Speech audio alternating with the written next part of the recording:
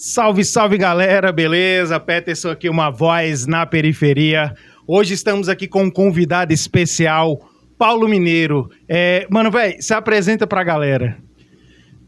Primeiramente, boa noite, Peterson. Agradecer a presença aqui. Eu sou Paulo Mineiro, conselheiro tutelar lá da região administrativa do Guará. E tô lá desde 2024. Sou goiano, moro em Brasília desde os meus 10 anos de idade. E estou aqui à disposição e é uma honra estar participando desse programa maravilhoso. Massa demais. Cara, então você veio do Goiás pra cá, quando é que foi isso? Explica aí pra galera aí, que eu já ia perguntar se você era daqui ou era de fora, né? Pra você ver, né, Peterson? O nome é Paulo Mineiro, mas o cara é goiano. Eu vim pra Brasília quando eu tinha entre 9 e 10 anos ali, quase completando os 10 anos. E eu vim por um falecimento da minha mãe. Minha mãe, quando faleceu, ela me entregou para minha tia, que foi minha segunda mãe, né? E aí vim para cá com 10 anos de idade. Meu pai ficou com os meus irmãos em Goiânia, né? E passei a viver aqui. Amo essa cidade desde então. 34 anos aqui no DF e muito feliz aqui até esse momento. Massa demais. Hoje, né, o Paulo Mineiro, ele faz o quê? Hoje eu estou como conselheiro tutelar da região administrativa do Guará, uma responsabilidade gigantesca, que é defender do nosso bem maior, né? Que são as nossas crianças, As nossas crianças. Adolescentes, né? E como é que está sendo para você esse desafio, né? Que é entrar dentro das periferias, frequentar alguns lugares de pessoas vulneráveis, né? Como é que está sendo essa experiência para você, cara? Eu costumo dizer que uma vez conselheiro, seja 10 dias ou 4 anos, é inesquecível para qualquer pessoa. Você trabalhar defendendo o direito de crianças e adolescentes, principalmente nas periferias, nas regiões mais vulneráveis, né, onde a gente vê coisas mais graves, é um desafio gigantesco, uma responsabilidade imensa, mas no final é gratificante, porque a gente tem muitos resultados positivos, muitas coisas boas, a gente resgata muitas crianças de direitos que são violados, né? Então, é um trabalho gratificante. Geralmente são pessoas que não tem ninguém por elas, né, cara? E assim, você acaba se tornando parte da família, né? Da convivência ali. A gente aprende a dar mais valor, né? A valorizar mais as coisas, né? Então a tendência é a gente nos tornar mais humanos, né? Com essa conduta no dia a dia. E fala pra mim, você atende mais só no Guará? Como é que é? Eu atendo no Guará, né? Funciona dessa forma, né? O Conselho do Guará, ele atende só aquela região que é determinada, é como se fosse uma jurisdição. A gente tem uma jurisdição que a gente pode atuar. O Guará, ele atende a região do Guará e tem aquela parte de baixo ali, ele pega uma parte ali que também é Guará Parque, né? E também tem... Perto do Bandeirante ali? Perto de Águas Claras. De Águas Claras já. Exatamente. Colônia Agrícola Águas Claras, tá. A gente atende também, uma parte dela que é mais próximo do Guará do que de Águas Claras. Então a gente pega uma parte ali também. E a gente atendia o CIA, né? Uma parte do CIA, não, parte de... Como é que é aquela parte ali do lado do CIA? É estrutural ali? Lúcio Costa. Lúcio Costa. A gente atendia aí, agora a gente passou ele para o Conselho do CIA recentemente. Parque Sul também, Que ali é tudo Guará, não é? É tudo Guará, ali é tudo Guará, mas como a gente está numa demanda imensa, né, e a gente conseguiu, conversando com o colegiado lá do CIA, e eles pegaram essa parte de atendimento agora. Cara, massa demais. E assim, quais são os desafios mesmo que vocês enfrentam, né? Hoje, Peterson, o maior desafio nosso está sendo estrutural mesmo. A gente precisa de um apoio um pouco maior, né? O Conselho Tutelar hoje ele não tem aquela visibilidade que deveria ter ainda. Ainda. Mas Estamos já dando. Melhorou muito, viu? Já melhorou muito, já melhorou bastante. Mas ainda precisa melhorar a estrutura dele. Então, acho que o maior desafio é esse. Hoje, o Guará, o principal desafio é a criação de um novo conselho. Hoje é o principal desafio. Por quê? Porque a região está aumentando bastante. mais pessoas morando lá, e só 5 conselheiros já não está conseguindo dar conta de toda aquela demanda, né?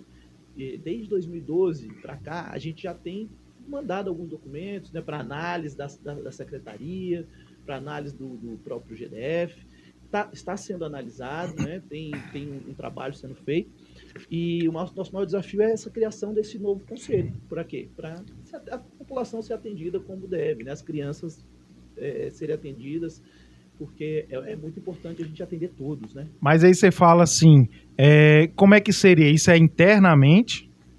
É por parte do governo que você fala que falta essa estrutura? Como é que seria isso? Você já tem uma ideia? Sim.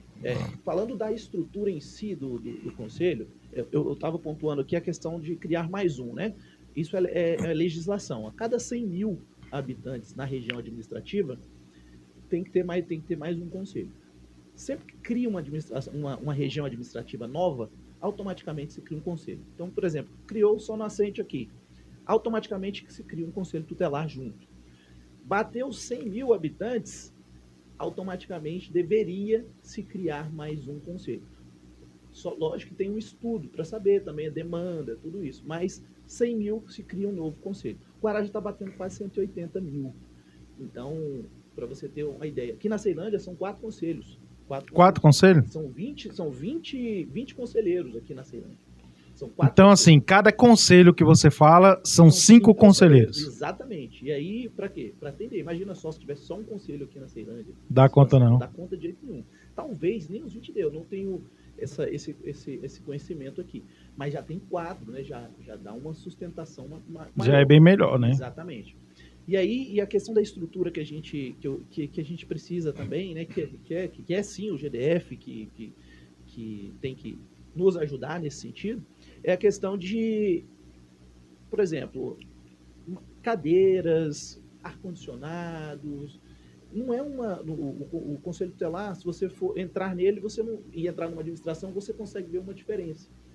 Por exemplo, no Guará é uma casa alugada, que você entra, opa, não parece um órgão aqui do governo que trata de coisas tão sérias, né? Que trata de coisas tão sérias. Hoje eles estão fazendo uma pintura lá, né? Eu estou de férias, né? Eles estão fazendo uma pintura. Mas deveria ser um lugar mais, né? Como é que não, com certeza, né? Mais chamativo, algo mais assim, parecido com o governo, né? Isso, exatamente. É isso que a gente luta ainda, que a gente tenta levar para frente para ver se a gente melhora essa estrutura. E assim, fala pra gente aí, em relação a conselho tutelar, o que o conselho faz na realidade? O que o conselho faz? Porque tem muita gente que não sabe, né? Exatamente. Pensa que é só roubar a criança da casa, tomar da família. Pensa que o conselho só é isso. A gente tem justamente essa marca, né? Ah, não, o conselho vai tirar meu filho. É desse jeito. Mas não, ele... Chegou o conselho, já sai voado. É pelo contrário. Na verdade, a maioria não. O conselho é uma proteção, né? É uma proteção. Ele zela pelo direito das crianças e do adolescente. Pela defesa do direito das crianças e do adolescente. Então, esse é o papel principal. Então, tudo que é um direito da criança e do adolescente que porventura venha a estar sendo violado, aí o Conselho Tutelar ele pode ser acionado. Por exemplo, a criança está fora da escola. É um direito dela estar na escola. É um direito que está sendo violado. O Conselho Tutelar pode ser acionado por conta disso. A criança não está sendo atendida na UBS. A criança é prioridade. Então, ela precisa ser atendida. Se, porventura, não estiver sendo atendida, pode ser acionado o Conselho Tutelar.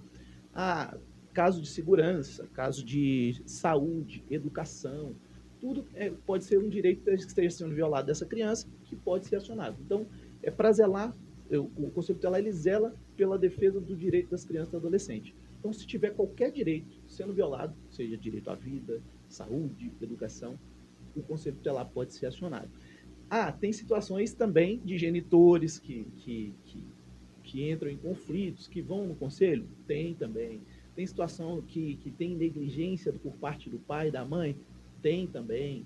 Maus tratos? Tem. Infelizmente, abuso sexual? Tem também. É o que mais tem. Infelizmente. E aí a gente precisa atuar com força, acionar as forças de segurança, acionar o Ministério Público, se for o caso, para que aquele direito deixe de ser violado o mais rápido possível. E assim, até que idade, né, Tá? que vocês atuam em prol dessas crianças? Até que idade? Então, a gente atua até os 18 anos, né? De 0 a 12 anos, até completar 12 anos, é criança. É vulnerável. Exatamente. A diferença da criança para o adolescente é de 0 até 12 anos, né? Uhum. Completou 12 anos, se torna adolescente. De 12 a 18, a gente atua. Passou dos 18 anos, aí a gente já não é mais competência. Te vira. Aí é outra área, é outra esfera.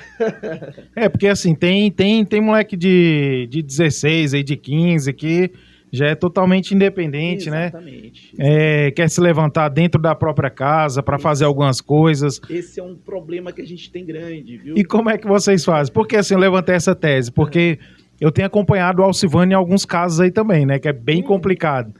Parceirão, Alcivane. Inclusive, um abraço para o Alcivane aí, Alcivane.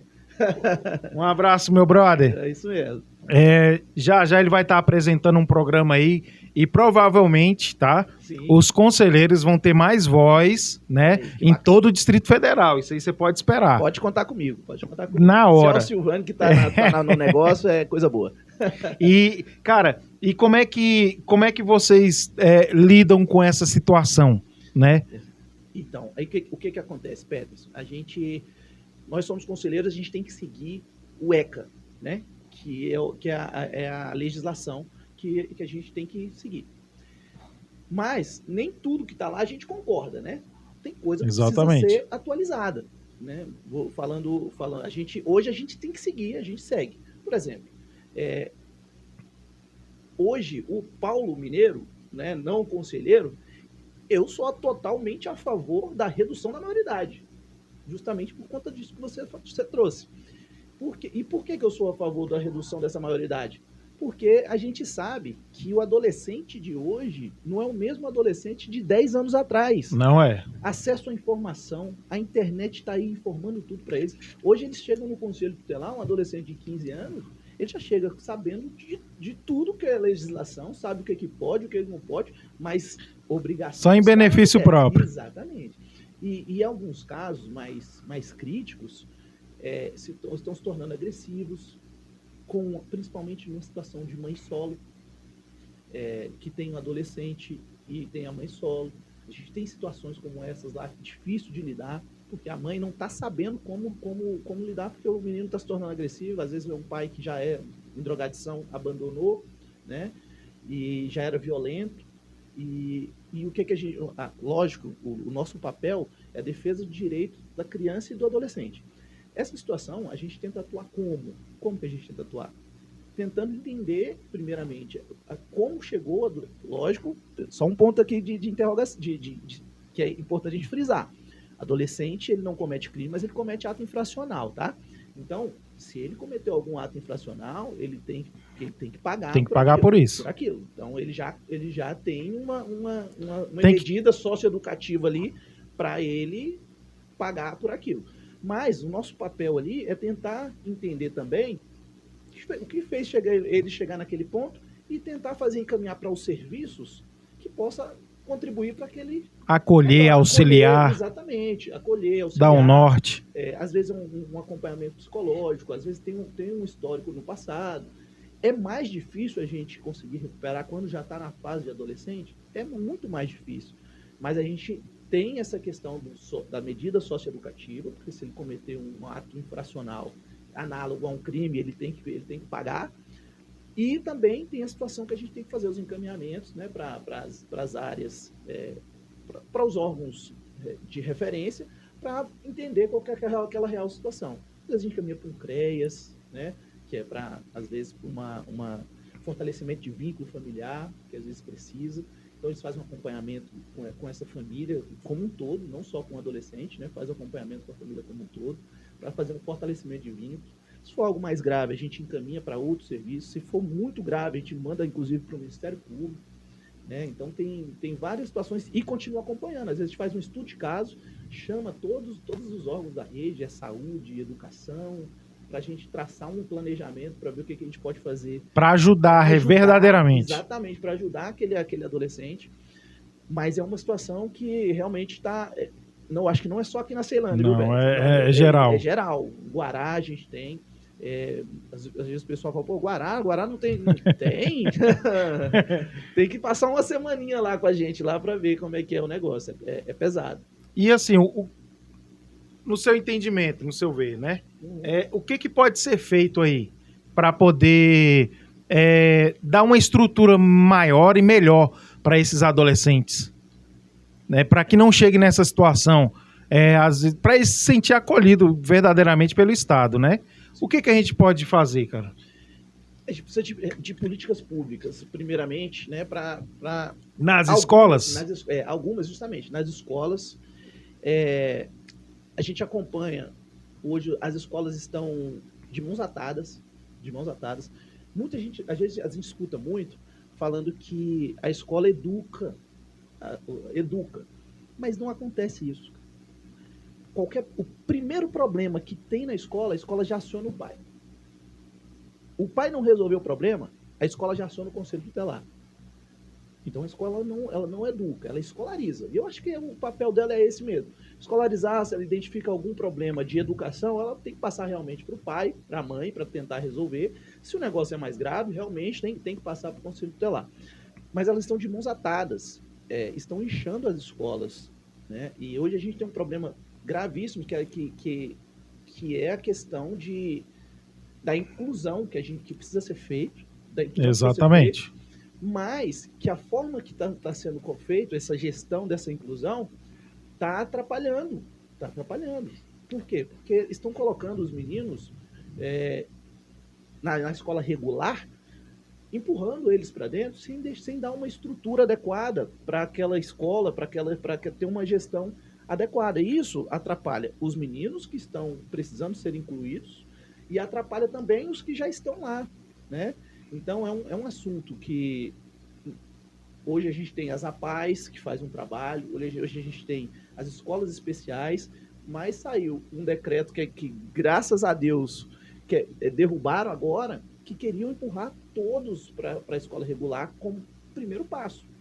Imagina só, hoje a gente já tem lá, eu vou dar um exemplo de escolas no Guará, que eu tive uma reunião na semana passada, onde tem salas com limite, o limite que é permitido, né, para inclusão, mas que já está ultrapassando. Isso aí acaba atrapalhando de uma forma geral, todo mundo. Atrapalha os meninos que precisam ser incluídos e também os que já estão lá.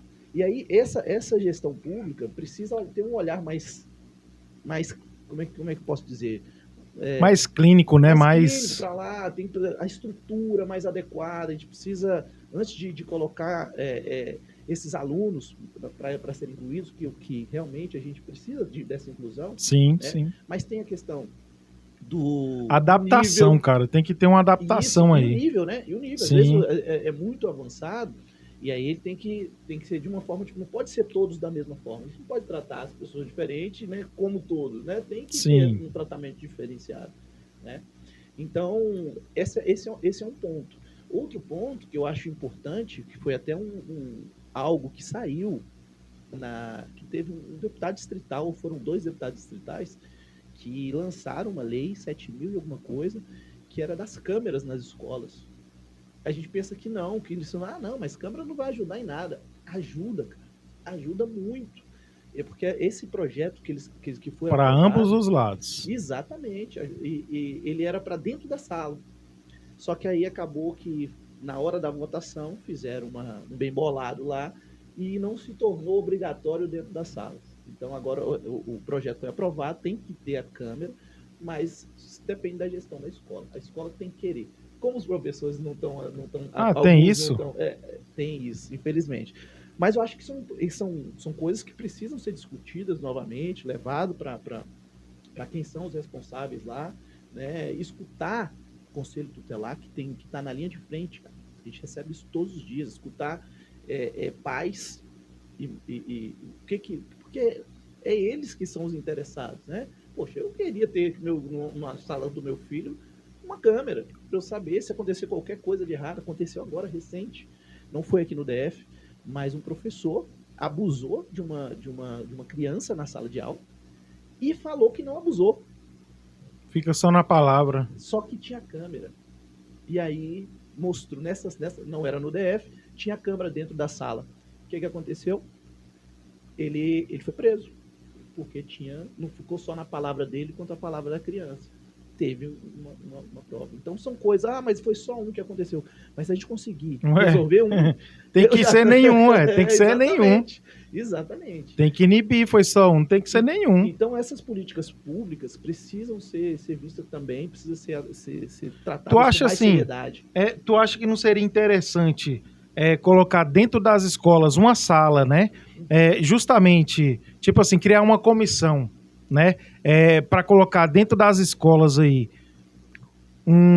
uma sala justamente para isso aí, para poder acolher mais, para poder aconselhar, para poder ajudar nesse sentido também os professores, para poder preparar também os professores, né? Que aí não traz uma sobrecarga, porque assim, colocar também tudo nas costas do professor é meio complicado. Exatamente. Né? Porque ali são várias crianças criadas de várias formas, né? E tem umas que não têm um controle, tem umas que faltam uma percepção porque pode ter autismo, né? Sim. Então, assim, eu acho que seria bem válido, no seu entender, se a gente criasse uma sala, né, que pudesse acolher tanto as crianças quanto aos pais, né, em cada escola no DF, como é que não seria?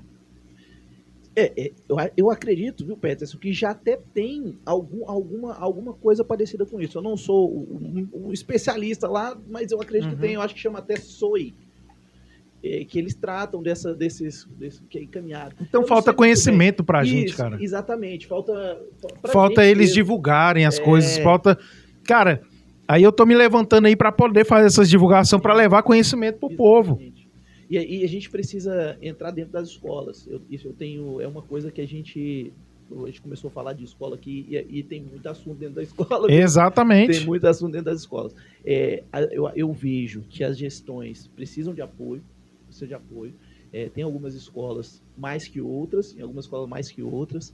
E tem alunos. Eu vou te dar um exemplo. Agora, esse eu posso falar o nome, porque é um resultado muito positivo, que é o Centro 4 lá do Guará. Centro de Ensino Fundamental 4.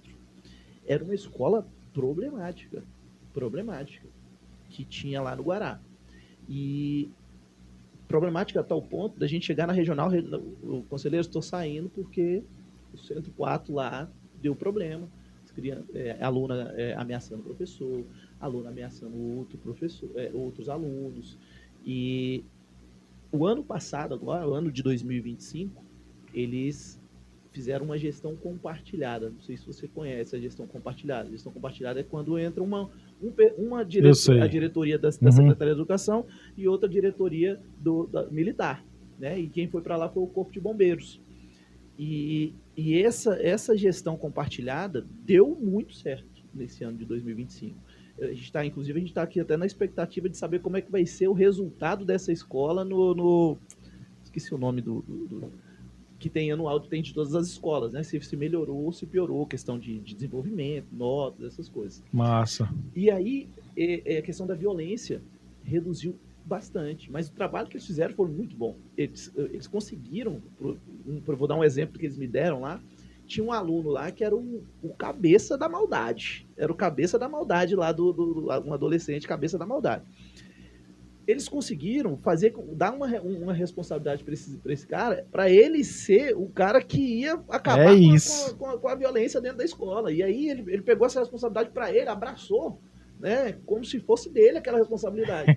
E como ele já era um cara influente, então conseguiu tirar. Tacada de mestre aí. Então, assim, poxa, resolveu. Não estou falando que todas precisam de ter essa gestão compartilhada, né? Eu acho que precisa. Eu também, na minha opinião. Eu acho que precisa. Eu gostaria de você tendo uma presença militar dentro de uma escola é outro naipe. É outro naipe, é outra história. É outra conversa. O nego não vai pensar duas vezes antes de fazer qualquer outra coisa. E assim, eu gosto de dar exemplos, né?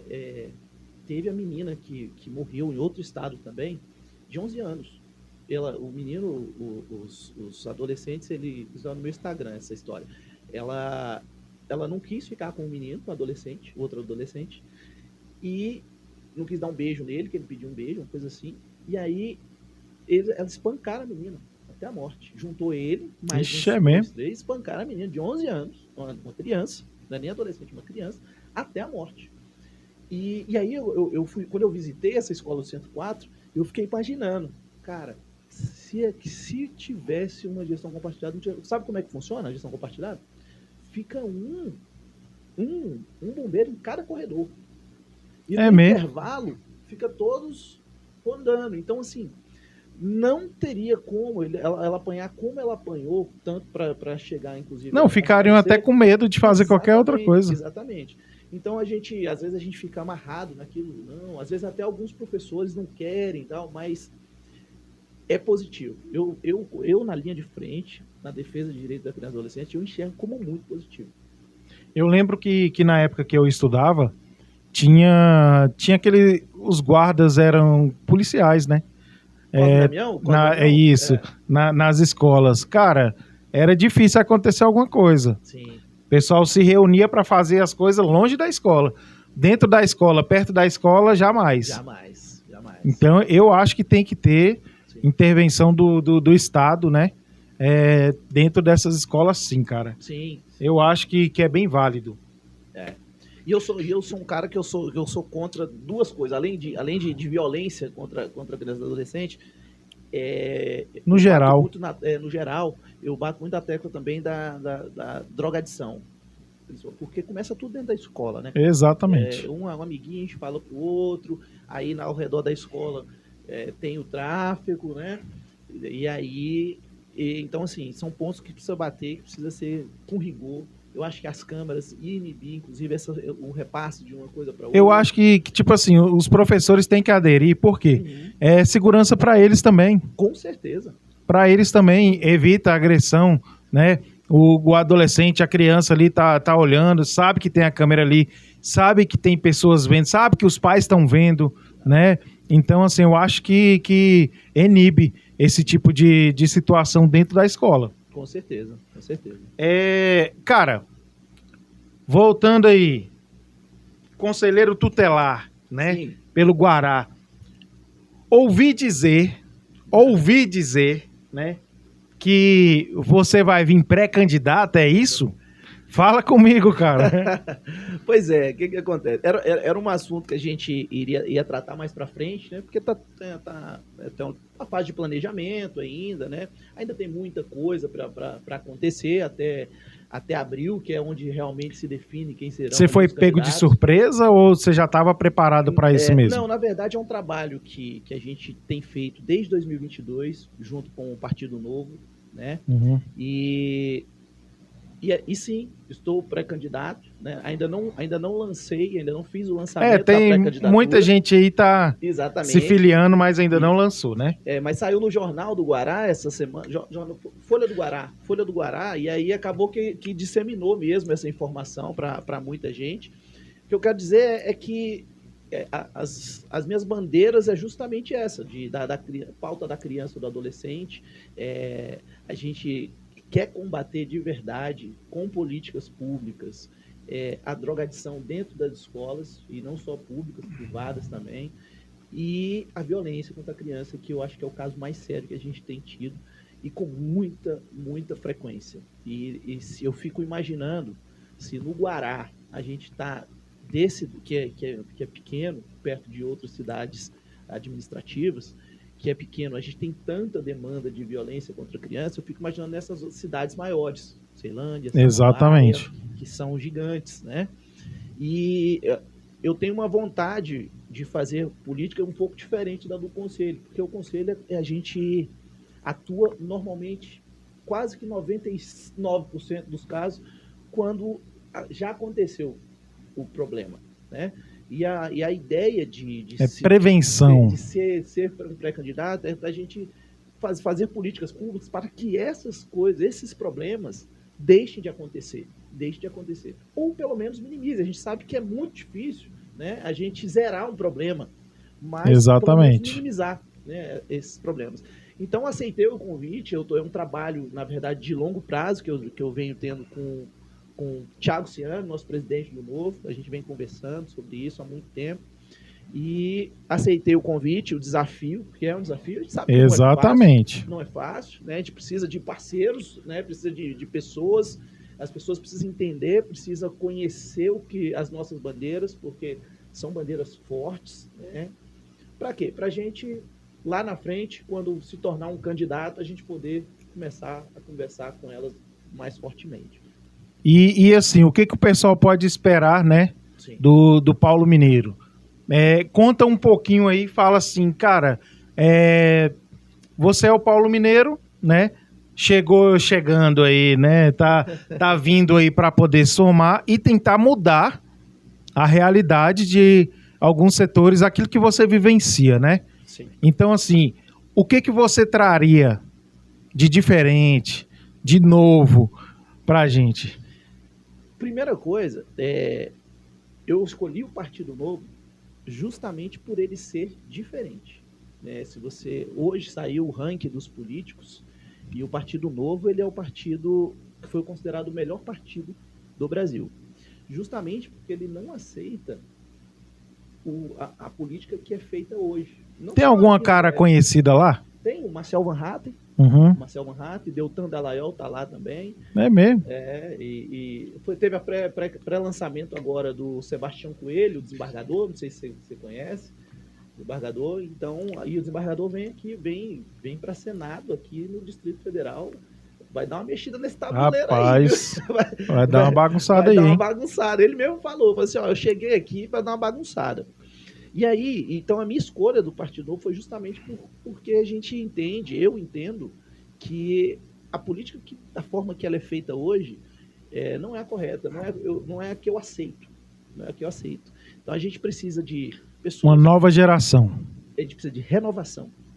E quando eu falo renovação, em todas as esferas. Na distrital, no geral, na federal, no Senado. É uma nova geração. Exatamente. De verdade. E os caras estão envelhecendo, né? Eu ia citar algum Estão cansando. Estão cansando. Eles estão cansando. Tem que tirar férias, tem que descansar. Exatamente. Né? E aí, chegando a juventude aí para tomar conta aí do país. Tem que chegar a pessoa. Eu não sou tão novo assim, não, mas é uma renovação também. Então, a ideia é zero corrupção. Isso aí, se tem uma corrupção, já está errado. Exatamente. A gente não pode ter isso. Esse negócio de milhões que a gente fica escutando aí parece absurdo. Toda hora é 129 milhões. Mas isso, eu vou te falar um negócio. Isso tem que mudar aqui. A partir da gente aqui, da população, da nossa periferia, dos locais aí. Por que acontece? Você vai vir como pré-candidato. O que eu penso? Eu já penso em ganhar dinheiro nas tuas costas, porque a política, ela representa dinheiro. Então, o que você vai me dar pelo seu voto?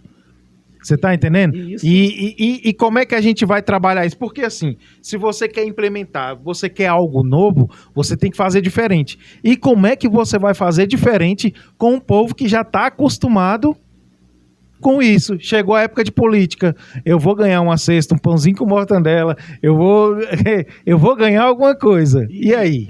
Isso, Pedro, que você está falando, ele acontece muito com lideranças comunitárias. Exatamente. Lideranças comunitárias. Mas, se você parar para pensar, hoje a gente consegue trabalhar sem essas lideranças. Acho que há uns anos atrás, não. Mas hoje, com a tecnologia que você quer ver um negócio massa? Vou te falar. Está se levantando aqui na Ceilândia uma liderança totalmente diferente, diferenciada. Levantei essa pauta aqui, essa questão. Uma voz na periferia. Está reunindo uma galera. Eu, Alcivânio e mais uma galerazinha aí. A gente está fechando uma liderança justamente não nesse aspecto financeiro, mas para blindar e passar conhecimento para essa população, para a galera. Fala, opa, você não precisa, você não vai ser mais apadrinhado por ninguém assim não. Você está entendendo? Você tem que votar assim, assim, assim. Essa pessoa vai trazer melhorias para a gente. esse espaço que eu estou abrindo aqui, a gente vai fazer debates políticos aqui na sala ao lado, né? O Alcivane já está na frente disso aí, já está se levantando. Por quê? Precisamos dar conhecimento para a população, porque senão vai continuar essas lideranças se levantando aí, Sim. né? E não estamos trazendo melhora para a nossa população. Exatamente. O que você falou aí tá perfeito. E outra coisa, eu vou falar pra você, com essa ideia sua, você cabe lá no Partido Novo, viu? Bora. Cabe lá no Chama. Partido Novo. Sim, porque o que a gente tá trabalhando é justamente para eliminar privilégios. Exatamente. Eliminar privilégios. Exatamente. Poxa, eu não sendo muito sincero,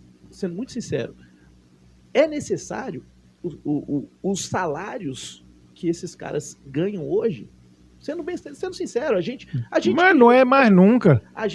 Pelo menos eu, não vou falar eu que vim bem de baixo, poxa, eu voltando lá um pouquinho da minha história, de Goiânia, família humilde, meu pai era aposentado porque tinha sofreu um problema na mão antes de falecer, meu pai já faleceu, minha mãe já faleceu, minha mãe também era aposentada, faleceu de câncer, e cara, a gente vivia com pouco. Aqui no DF, vivia com muito pouco. Minha tia sustentava 8 pessoas com R$4.000 recente que eu digo 5 anos atrás. Recente demais. Então, a gente é acostumado a viver com pouco e a gente vê o que está acontecendo hoje, a gente fica estarrecido. Eu fico estarrecido. A minha entrada nessa luta que vai ser uma luta, é justamente porque já deu, acho que 2022 foi o ápice, né? Foi o ápice, Uhum. e eu quis conhecer por dentro e conheci pessoas que também têm esse pensamento, porque eu imaginava a política, só tem bandido, só tem ladrão, e não fazia nada. Não adianta nada. Exatamente. E a cadeira tá lá, alguém vai sentar naquela cadeira. Se você não se propor, é os mesmos. Exatamente. Quer reclamar de quê? Exatamente. Então a gente tem que se movimentar mesmo e apoio, cara. Eu volto a dizer, se o Alcivane tá no meio, eu tenho meu amigo, você precisa ver quem é que tá nesse meio aqui. Tá entendendo? E tem nego esperneando aí. Por quê? Cara, bateu aqui, pode ser quem for. Você, o presidente, vai ser todo mundo tratado do mesmo jeito, cara. Legal. Desce do pedestal e cola com a galera, né? De verdade mesmo. Venha saber quem está precisando. Estamos levantando algumas pautas aqui e eu volto a falar e falo, né? Todas as vezes que eu estiver em live, uma voz na periferia chegou para impactar verdadeiramente, né, a nossa comunidade e tô levando isso para todo o Distrito Federal. Por quê? Cara, a gente tem que ajudar. Chega as pessoas aqui, vamos trocar figurinha, não tem esse negócio não de não passar contato, de segurar, não. Estamos aí nos levantando para ajudar pessoas aí são portadores aí de necessidades especiais, pais e mães de autistas, tá? Que precisam de apoio, porque às vezes você foca no autista e esquece quem é que verdadeiramente está passando o perrengue. Sim. Porque é o pai e a mãe. E quem que cuida dessa família? Então, tá precisando de pessoas para se levantar, para ajudar as famílias mesmo, sem esperar nada em troca. Exatamente. Você não vai ver aí eu pedindo voto para ninguém, você não vai ver, cara, de jeito nenhum. E tá aqui, eu falei, uma voz na periferia não tem dono não. Quem quiser colar, a gente se fortalece e ajuda todo mundo. Sim. Né? Eu estou fazendo questão de mostrar todos os institutos, certo? As pessoas que estão precisando mesmo de oportunidade, precisamos fazer assim, igual estou fazendo com você. Ninguém estava conhecendo, agora vai passar a conhecer. Por quê? Começa a conhecer a trajetória, a vivência, para saber se você vai chegar para somar ou não. A gente tem que passar isso para a galera. Com certeza. Aí só fala assim, não, vou vir candidato. Mas quem é você? O que você tem para me oferecer? Valores, né? Exatamente. Que eu acho que é o mais importante. Eu costumo falar, costumava, né? Que agora a gente. Eu não sou político profissional. Não, você já faz política, cara. Não, eu sou profissional que eu digo nesse modelo sim. que tá aí hoje. Eu falei, não, eu nem quero ser, eu quero ser uma pessoa comum e vou ter um emprego, se possível, se lá na frente der tudo certo lá, e vou trabalhar de acordo com aquela legislação cumprindo todas as regras que tiver lá dentro, Exatamente. pensando que eu sou o quê? O que eu sou hoje, um servidor público. Só dá continuidade. Eu sou um servidor. O caráter não se muda, o caráter assim. E a gente precisa colocar mais pessoas assim. Exatamente. Mais pessoas dessa forma. Porque E como é que faz pra botar? Então, tem que botar a cara aí. Tem que botar a cara. Eu acredito muito na organização estratégica, acredito muito no planejamento, acredito que eu estou num partido que me dá uma estrutura, não me dá financeiro. Um partido novo. Né? Não me dá financeiro, porque realmente é um partido pequeno. A gente vai ter que trabalhar no osso mesmo. Mas tu acha que nesse cenário atual, sim, sem dinheiro, tu consegue alguma coisa? Não, porque tá vindo aí meio que... eu tô falando de partidário, sim, mesmo. Não, a concorrência aí é na casa dos milhões, né? Mas como é que concorre com um cara desse? A gente tem que pegar os bons exemplos. Quais são os bons exemplos? Vou dar um exemplo aqui de Brasília. Thiago Manzoni. Um amigo, é deputado distrital hoje, ele é amigo, ele joga futebol também, inclusive um abraço aí pro Thiago. Ele ficou de vir aqui e não veio. Não, a gente traz ele aqui, ele é gente boa. Ele conseguiu fazer uma campanha com um recurso muito menor do que muitos. E teve uma votação expressiva, se eu não me engano, na casa dos 25 mil votos. Né? E o recurso que ele teve foi, se eu não me engano também, foi de R$6 por voto. Depois a gente confere isso direitinho, mas a gente puxou R$6 por voto, é muito pouco comparado aos demais. Exatamente. Aos demais. Então, assim, foi uma faixa aí de 180, 170 mil numa eleição de sucesso que ele entrou. Então, se você avaliar as concorrências, muitos investiram muito mais e não entraram. Mas por quê? Porque planejamento, tem uma forma de abordagem diferente dos outros, enquanto um aplica... mais autêntica, né? Mais autêntica, exatamente. Eu enxergo, pelo menos nas vezes que eu encontrei com ele, enxergo verdade nele, né? E isso faz com que as pessoas atraem, né? Atrai pessoas. Aí carrega multidões, às vezes. Acredito que ele vem para federal agora e vai ter muitos votos aí também. E tem tudo para ser reeleito. É um amigo... Ele também é do Partido Novo? Não, ele é do PL. PL, né? Mas quando são pessoas boas, eu acho que isso é uma coisa boa, inclusive, do Partido Novo. Se são pessoas boas que vêm para ajudar, a gente não pode deixar de falar, né? A gente tem que exatamente. Tem que... Por quê? Porque essas pessoas têm que continuar e entrar mais pessoas boas lá dentro, né? Então, esse é o nosso objetivo, colocar mais pessoas, que não seja eu, mas que seja alguém que vai fazer coisas boas. Eu falava que tem que ser eu. Se eu tô me pré-candidato, que não seja eu, que seja eu. Isso. Tem que falar isso aí. Não, que seja eu, né? Se quiser votar, vota em mim. No Partido Novo. É isso mesmo. Bate no peito e fala assim, tô preparado, cheguei e beleza, a mudança tá aqui e sou eu, viu? Volta aí, Paulo Mineiro, e é isso, cheguei chegando. Mas quando... É porque hoje a gente ainda não pode, né? Quando a gente tiver no momento, a gente vai ser dessa forma, não tem outro jeito, porque é uma competição, né? Não, mano. E eu sou competitivo. Se você ficar aí, né?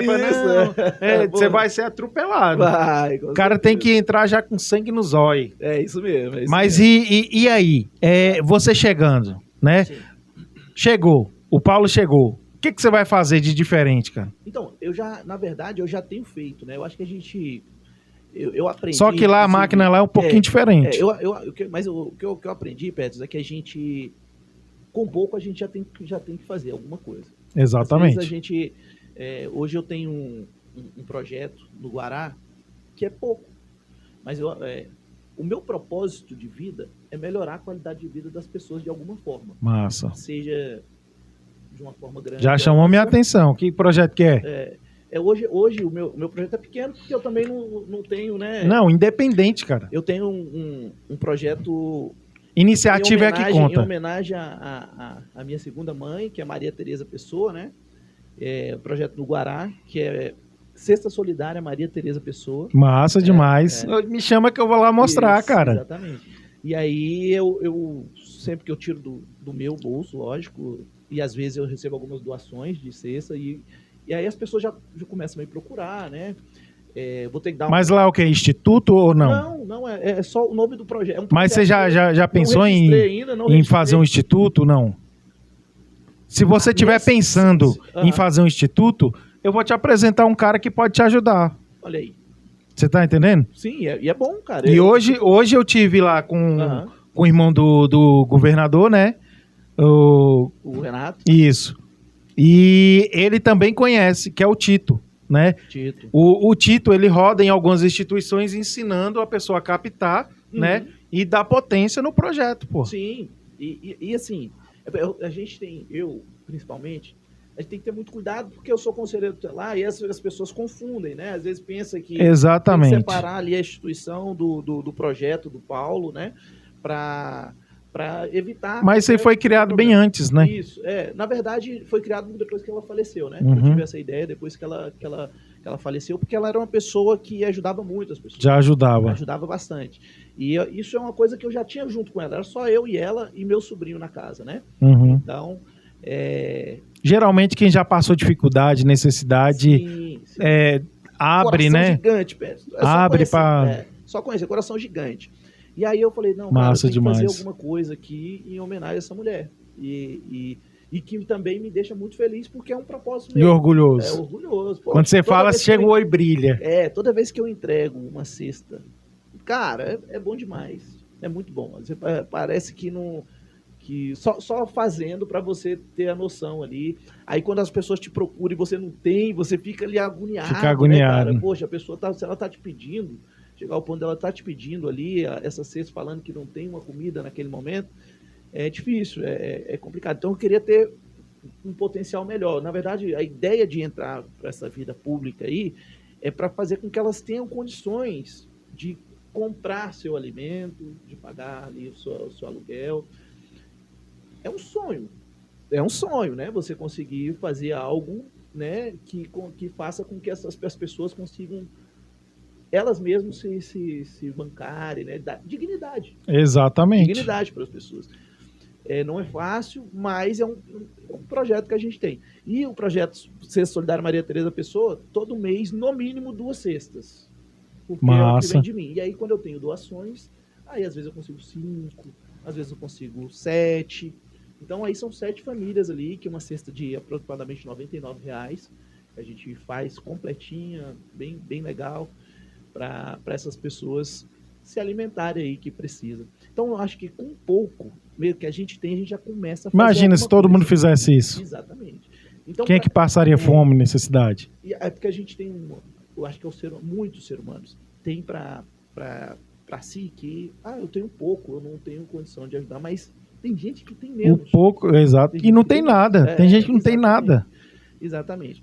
Então, a gente está fazendo esse trabalho, e pensando lá na frente como que a gente vai fazer para poder alcançar esses nossos objetivos aí, que são bem puxados. Principalmente para quem não tem padrinho nenhum, principalmente para quem entrou no Conselho Tutelar sem apoio político de ninguém. Então, é uma caminhada, é tijolinho por tijolinho, é na paciência, é a longo prazo. Eu sempre ser a zebra do campeonato. Mas é isso mesmo, Eu sempre ser a zebra. Eu jogo bola, não sei se você joga também, eu jogo bola. Já joguei bastante, hoje eu tô mais devagar, né? Machuquei o joelho. Eu não te falei, além de conselheiro, eu sou conselheiro também no Clube Vizinhança, lá da 308 Sul ali, 108 lá, 308 Sul. É o que lá? Ela é um clube social. É uma associação, um clube social. Faz o que lá? É um clube mesmo, piscina, jogo, campo de futebol. É como se fosse a Portuguesa do Taguatinga, sabe ali a Portuguesa de Taguatinga? Sei. Então, é um clube. Então, e lá eu sou conselho deliberativo, né? Votado também lá dentro. Me chama pra mostrar, cara. Vou te chamar. Aproveita a máquina a teu favor. Inclusive pra você ir lá bora, também. Bora. Curtir o clube lá, é muito bom. Bem legal. O próximo evento que tiver lá, eu vou te chamar pra você ir lá. Tem coisas que, cara, você tem que mostrar. Sim. E assim, apareceu uma página igual eu, Eu tô indo, cara, aonde me chama, eu vou lá mostrar, dar potência em qualquer coisa que seja positiva, tá certo? Em prol da população, em prol... Cara, me chama que eu vou. Pode deixar que você vai ser acionado. Cara, uma voz na periferia chegou para isso aí. E em breve vou ter parceiros, né? Uma parceria pra gente estar em todos os lugares. Para que as pessoas tenham conhecimento do que acontece, né? Cara, a pessoa já passa aí, sei lá, um aperto e tal, não tem condições. Aí aparece assim um clube igual esse aí que pode acolher. Imagina. E esse tipo de trabalho que você está fazendo é uma parceria mesmo, mas é uma parceria positiva. Exatamente. É uma parceria positiva, em prol realmente da sociedade. Independente de partido, mano, velho. Você vai ver aqui, entrando aqui, todos os partidos, entendeu? Todas as religiões, cara, independente. Sim. Eu estou aqui para mostrar, né? Para, sei lá, plantar essa sementinha aí e essa sementinha vai germinar, porque assim, eu dei uma oportunidade para você. Você já vai dar uma oportunidade para alguém. Com certeza. Por quê? Porque chegou de graça para você, né? Eu tô tentando aqui fazer algo diferente, aí você já vai pensar, poxa, o cara sem condições nenhuma, olha o que ele tá fazendo. Olha a estrutura. Por que eu não posso fazer? O que ele tá fazendo, é verdade, é isso mesmo. Por que eu não posso fazer? Por que eu tenho que cobrar? Por que eu cheguei e não posso ajudar as pessoas?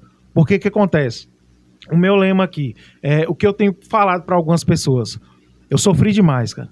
Sofri para chegar onde eu cheguei agora. Só que eu entendi o meu propósito.